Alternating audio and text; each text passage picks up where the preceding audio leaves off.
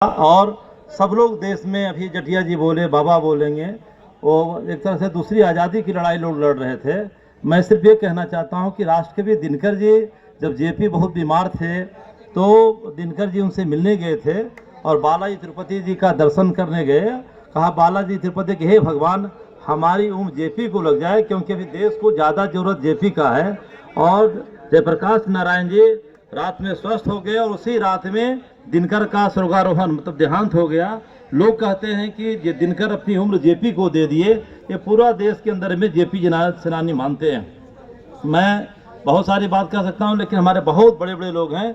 हम सिर्फ ये कहते हैं कि हम तो जेपी सेनानी नहीं है, लेकिन बाबा जैसे लोगों को देख कर के मुझे लगता है कि संघर्ष ही रास्ता है। अगर लोकतंत्र को बचाना है तो संघर्ष करना है। और दिनकर जी का वो लाइन याद रखना चाहिए लोकतंत्र को बचाने के लिए कि समर शेष है नहीं पाप का भागी केवल व्याध, जो तटस्थ है समय लिखेगा उनका भी अपराध। जय हिंद, जय दिनकर, जय भारत, जय संविधान। अब मैं अपने राष्ट्रीय अध्यक्ष डॉक्टर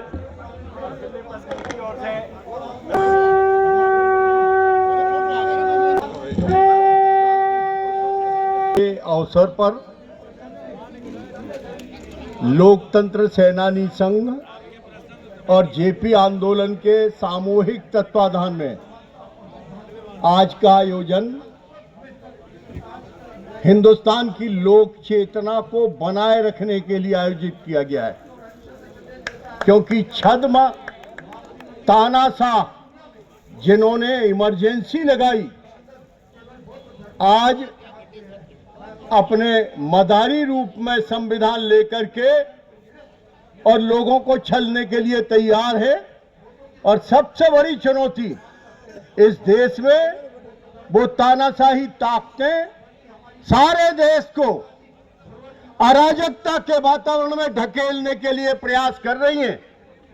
और इसलिए इसके लिए जागरूकता पैदा करने के लिए और उनने जो पाप किया है उसको उजागर करने के लिए आज का आयोजन है।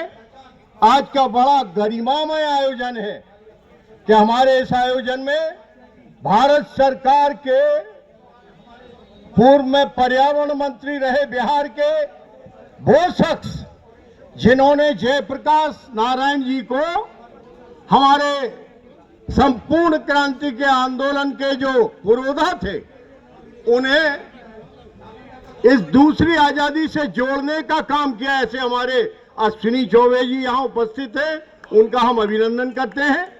आज के अवसर पर लोकसभा में 5 लाख मतों से विजयी होने वाले हिंदुस्तान के किसान नेता हमारे भाई दर्शन चौधरी जी मौजूद हैं, जो हमारी बातों को लेकर के लोकसभा में हमारी भावनाओं को प्रदर्शित करेंगे। इसके लिए हमारे बीच में उपस्थित हैं। आप सभी की ओर से हम उनका हार्दिक अभिनंदन करते हैं। हमारे राष्ट्रीय उपाध्यक्ष आदरणीय बोरा जी जो जोधपुर से पधारे हैं, आपके नेतृत्व में जयपुर में अपना राष्ट्रीय चुनाव हुआ और बहुत गरिमामय चुनाव, मुख्यमंत्री जी आए और वहां फिर से हमारा सम्मान बहाल हुआ। इसको कराने में महती भूमिका निभाने वाले ऐसे हमारे बोरा जी, हमारे राष्ट्रीय उपाध्यक्ष दिल्ली के, आप कल्पना करिए 85 साल से अधिक की उम्र वाले 90 वर्ष की आयु में और हमारा नेतृत्व कर रहे हैं इस दिल्ली में हमारे राष्ट्रीय उपाध्यक्ष श्री ओपी बब्बर जी, जो 5 बार विधायक रहे। आज भी वही चेतना जो इमरजेंसी के समय थी। ऐसे हमारे बब्बर जी, हमारे राष्ट्रीय पदाधिकारी सचिव भाई अशोक जी यादव जो तेलंगाना से पधारे हैं, हम उनका भी हार्दिक अभिनंदन करते हैं। इस अवसर पर हमारे उपासने जी जो छत्तीसगढ़ रायपुर से पधारे, हमारे राष्ट्रीय उपाध्यक्ष, हमारे राष्ट्रीय मंत्री जो हिंदुस्तान के श्रेष्ठतम अखबार नवीस भी हैं, इनकी कलम से हमें हमेशा ऊर्जा मिलती है। हमारे प्रदेश के अध्यक्ष परम आदरणीय तपन जी, जिनके कारण मध्य प्रदेश में 40 साल बाद सम्मान की शुरुआत हुई। ऐसे हमारे तपन भौमिक जी और हमारे क्रांतिकारी नेता भैया शंकर लाल जी तिवारी कलेक्टर को पैर पकड़ करके और इनकी क्या इनने कथा सुनाई है। जेपी मूवमेंट के हमारे मध्य प्रदेश के पुरोधा, हमारे बिहार के नेता, बहुत सर्वमान्य नेता, क्या नाम, दुर्गा दत्ती जी, हमारे दुर्गा प्रसाद जी बहुत प्रोमिनेंट मंत्री रहे, विधायक रहे और आपके चौबे जी के अभिन्न साथी, और अब हमारे लोकतंत्र सेनानी संघ के जयपुर के भी कार्यक्रम में आपकी शिरकत हुई थी। और यहाँ विराजित सभी एक से एक सारा वरिष्ठ नेता, कोई कम नहीं है। बंधुओं, आज का यह आंदोलन, आज का यह धरना एक साथ हिंदुस्तान की लोक चेतना को जगाने का है।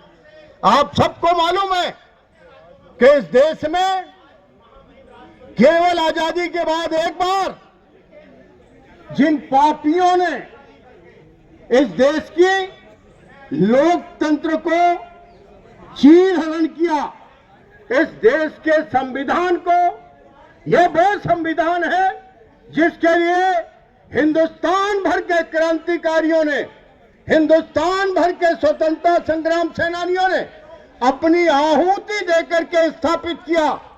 यह हमारी आत्मा है, यह देश की गीता है। इस विधान से हिंदुस्तान भर का समाज चलता है। उस संविधान को धूल-धूसरित करके अपने निजी स्वार्थ के लिए कि हमारी सत्ता बनी रहे, इस देश में 25 जून की मध्यरात्रि एक दिन आया कि हिंदुस्तान की तत्कालीन हुक्मरान श्रीमती इंदिरा गांधी, जिनका चुनाव इलाहाबाद हाई कोर्ट से रद्द कर दिया गया, उनके द्वारा रातों रात हमारी हुकूमत बनी रहे, इसके लिए सारे संवैधानिक प्रावधान जो इमरजेंसी लगाने के थे उनका पालन न करते हुए, इस देश में इमरजेंसी के लिए संविधान कहता है आधे से अधिक प्रांत जब नोट भेजे कि लॉ एंड ऑर्डर की स्थिति करावे, जब पूरी सर्वानुमति से हिंदुस्तान की कैबिनेट यह प्रस्ताव पारित करे, तब राष्ट्रपति अनुमोदन करता है इमरजेंसी का। लेकिन ये कोई बात नहीं, 12 तारीख को इनका चुनाव रद्द हो गया। इनके दल के लोगों को भी कारागार में डालने वाली श्रीमती इंदिरा गांधी संविधान समाप्त करके और अपनी तानाशाही, इस देश में आप सबको मालूम किस तरह का नंगा तांडव, 1,10,806 ये तो मीसा और DIR में थे, और 151 में हिंदुस्तान भर के लाखों आदमी जिनकी कोई संख्या गिनी नहीं गई। असमय अकेले हमारे मध्य प्रदेश में 100 लोगों की मृत्यु हुई। कितने लोगों को, और उस समय हाई कोर्ट में पिटीशन लगी और उसमें कहा गया कि यदि हिंदुस्तान का कोई पुलिसमैन किसी को गोली मारता है तो क्या उसके खिलाफ कोई अदालत में कार्रवाई हो सकती है? तो कोर्ट ने कहा कि इस समय कोई कार्रवाई नहीं हो सकती, उनकी कोई जांच नहीं हो सकती, अपील नहीं, वकील नहीं, दलील नहीं। इस संविधान को समाप्त करके किस तरह का नंगा तांडव किया। यहाँ पत्रकार लोग मौजूद होंगे, हिंदुस्तान भर के प्रोमिनेंट 250 पत्रकारों को जेल में डाला, 30 पत्रकार इंटरनेशनल, इनको रिस्ट्रिक्टेड किया कि हिंदुस्तान का कोई समाचार नहीं छाप सकते।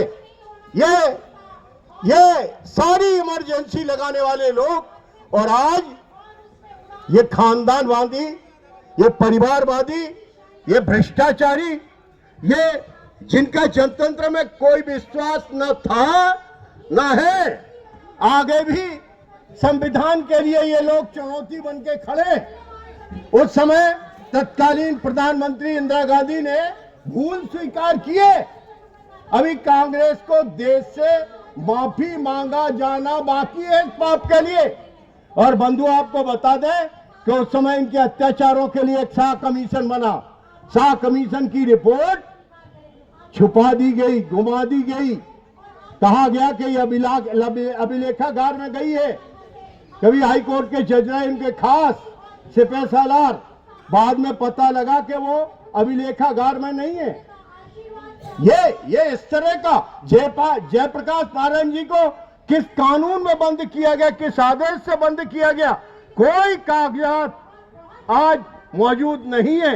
ये इसके लिए हमारी आज की डिमांड है कि आगामी दिनों में ये नंगा तांडव, ये ताकते रूप बदल करके लोगों को न छल सकें, इसलिए इस सारे घटनाक्रम को, इसके लिए एक आयोग बनाए और इसका श्वेत पत्र भारत सरकार जारी करे, नंबर 1। नंबर 2, इमरजेंसी और लोकनायक जयप्रकाश नारायण के जीवन दर्शन को हिंदुस्तान भर के पाठ्यक्रम में जोड़ने की आवश्यकता है, ताकि हमारे राजनीति पढ़ने वाले लोग, ताकि हमारी आने वाली संततियां ये पढ़ सकें कि लोकतंत्र में एक दिन ऐसा भी आया जिसे बाद में जाकर के हमारे जॉर्ज फर्नांडिस ने अटल बिहारी वाजपेयी की गवर्नमेंट में आजादी की दूसरी लड़ाई कहा।